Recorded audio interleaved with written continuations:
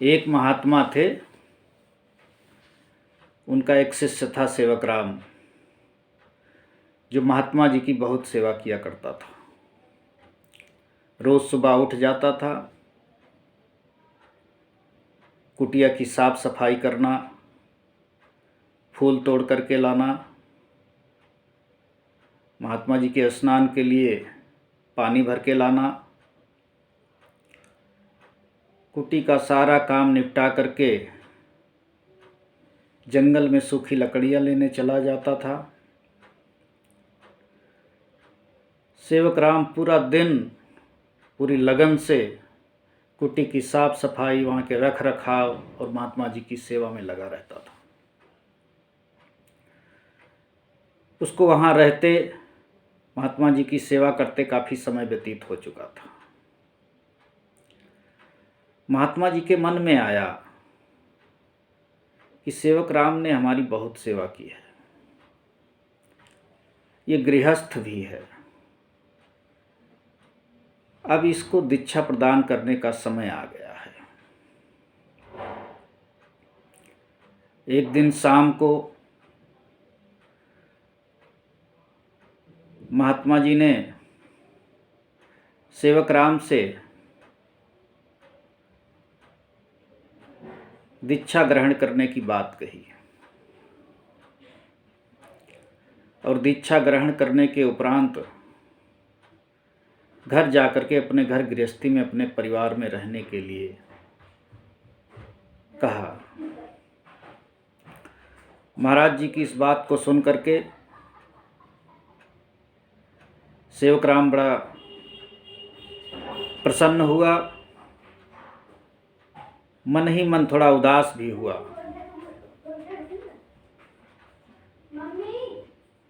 वो कुटिया की सेवा, महाराज जी की सेवा करते करते इतना लीन हो गया था कि उसे अपने घर परिवार की याद ही नहीं रही। कुछ समय बाद सेवक राम महाराज जी से दीक्षा ग्रहण कर जब घर जाने के लिए तैयार हुआ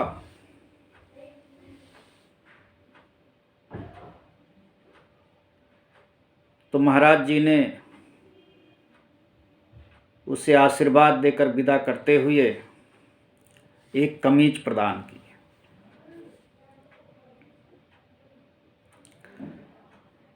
सेवक राम वो कमीज लेते हुए झिझक रहा था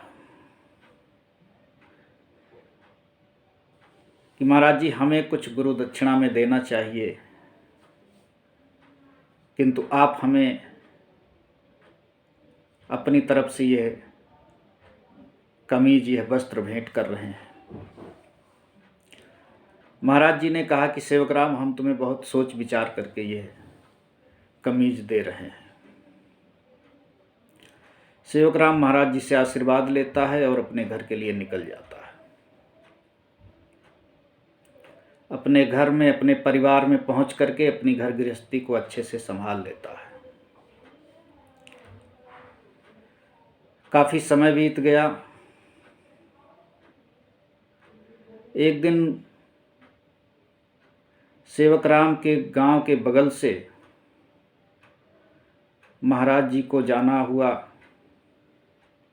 तो उनके मन में एक ख्याल आया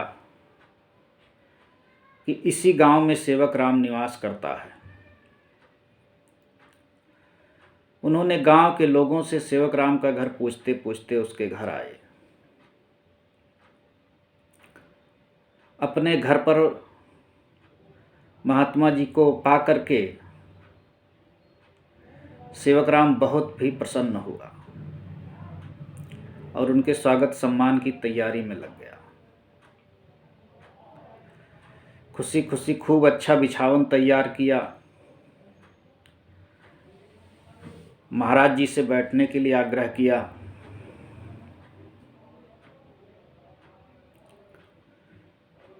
उसकी पत्नी पीने के लिए जल लाती है। महाराज जी आसन तो ग्रहण कर लेते हैं लेकिन पानी नहीं पी रहे हैं। महाराज जी देख रहे हैं कि सेवक राम वही कमीज पहने हुए है जो आश्रम से आते हुए समय उसे भेंट की गई थी। कुछ देर मौन रहने के बाद महाराज जी ने सेवक राम से कहा कि सेवक राम, कमीज तो अच्छी लग रही है तुम्हारे ऊपर। सेवक राम ने भी सिर हिलाते हुए कहा कि जी महाराज जी, अच्छी लग रही है।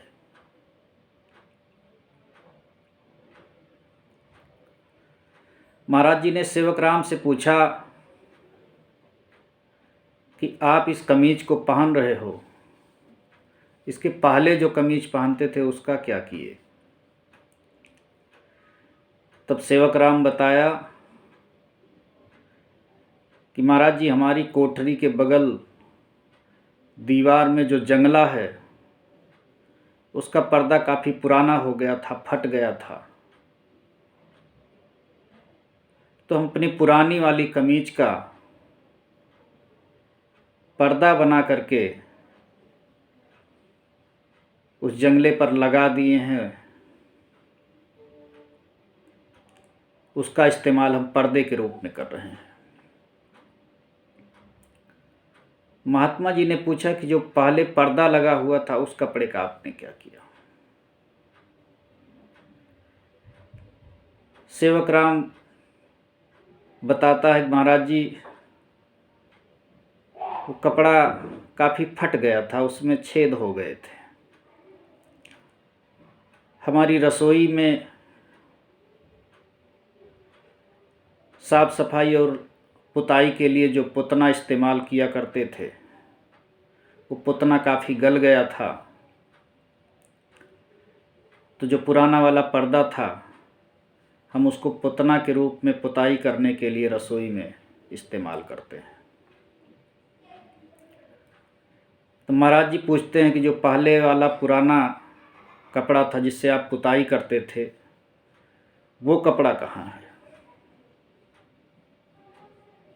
तो बहुत झिझकते हुए सेवक राम बताता है कि महाराज जी, वो पोतना वाला कपड़ा बहुत गल गया था, उसके एक एक सूत, एक एक धागे निकल रहे थे, तो उसको अच्छे से साफ करके रख लिया गया है। उसका इस्तेमाल हम दीपक जलाने के काम में कर रहे हैं, उससे बाती बनाने का काम करते हैं। सेवक राम का जवाब सुन करके महाराज जी को बड़ी प्रसन्नता हुई, बड़ा आत्मसंतोष हुआ। उन्होंने कहा कि जो हमने आपको सिखलाई प्रदान की है, जो शिक्षा दीक्षा दी है, आप बहुत अच्छे रास्ते पर चल रहे हो। तब महाराज जी खुशी खुशी पानी पीते हैं। उन्हें और भी ज़रूरी काम से आगे जाना था,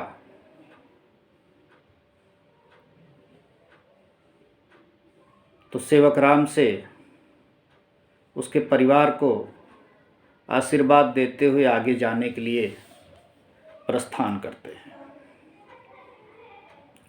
साथियों, इस कहानी के पीछे जो आशय है वो सिर्फ इतना है कि हमें अपने जीवन में वस्तुओं के मूल्य को समझना चाहिए, उसकी उपयोगिता को समझना चाहिए, चीज़ों का हम बेहतर इस्तेमाल करें। यही इस कहानी के माध्यम से सीख देने का प्रयास किया जा रहा है। आप लोग कहानी सुनिएगा, जैसा अनुभव हो कमेंट में ज़रूर साझा करिएगा। बहुत बहुत धन्यवाद।